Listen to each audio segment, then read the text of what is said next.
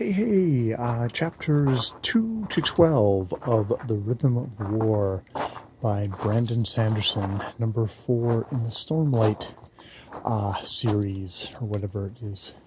Uh, series. I'll go with series. Um, where I am now, I think, about almost 7 hours into a 57-hour book, so just getting started.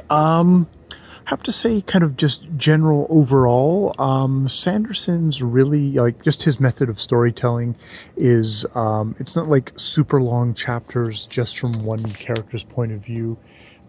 Within these within each one of these chapters, we're bouncing back and forth between various people, between Kalinar, between Shallan, with her multiple personalities, um, with the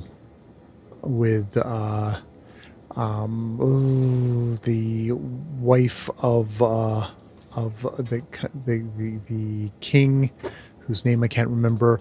We're getting a couple of things that are viewpoints from what were former, I guess, Parchman, or now are oh god, I can't remember, spring people or whatever.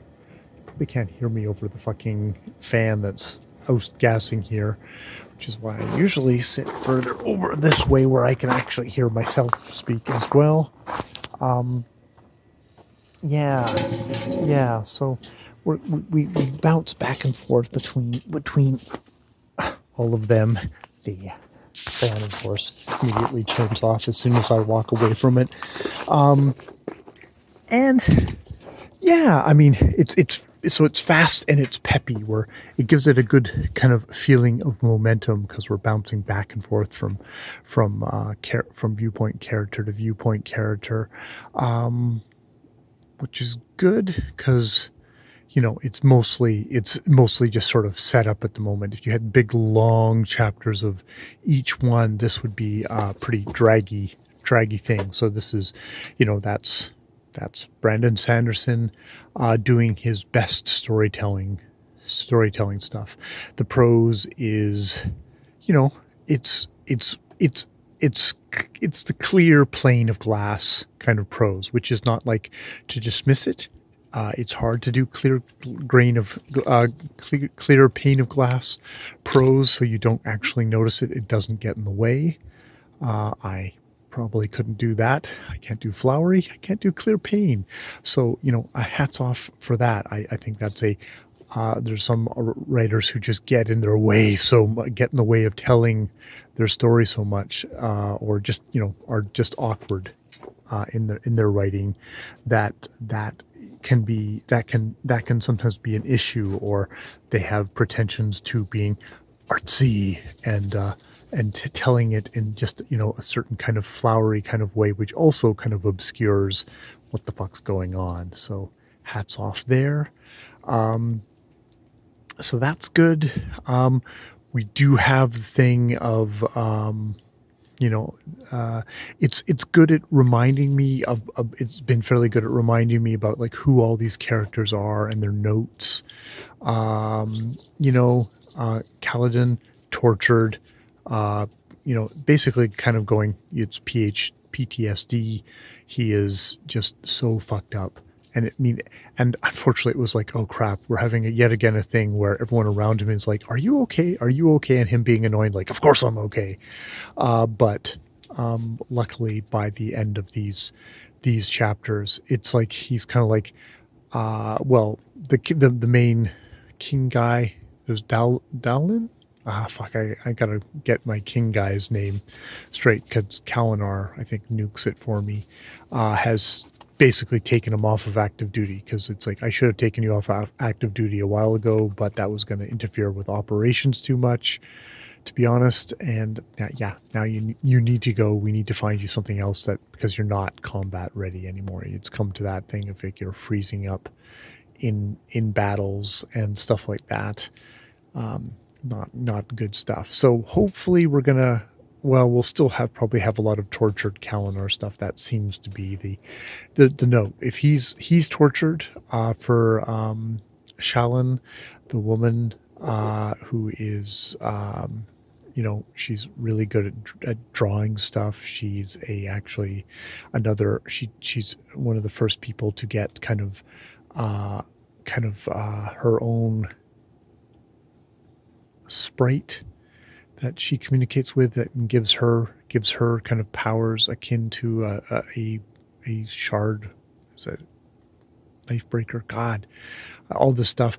But she also has, probably due to trauma, has had the thing where she has multiple personalities.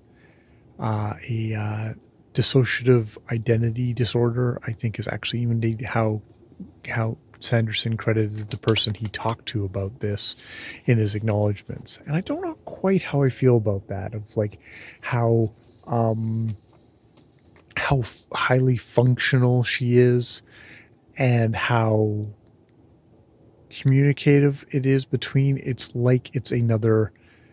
It's using it's is like is this using disabilities as superpowers, which can be seen as a way of celebrating stuff, but can also just be seen as a way of, kind of Rain Man exoticizing it. So I feel kind of about that kind of stuff with her. She herself, Shalyn, is sort of a sad sack ish, mopey ish, as well as Kaladin. Though Kaladin had been able to like do kick-ass stuff in the past, so that kind of counterbalanced his overwhelming guilt for not saving everyone, which is definitely a hero thing, and I mean I guess maybe a human thing. It's a type. It's a type. Um,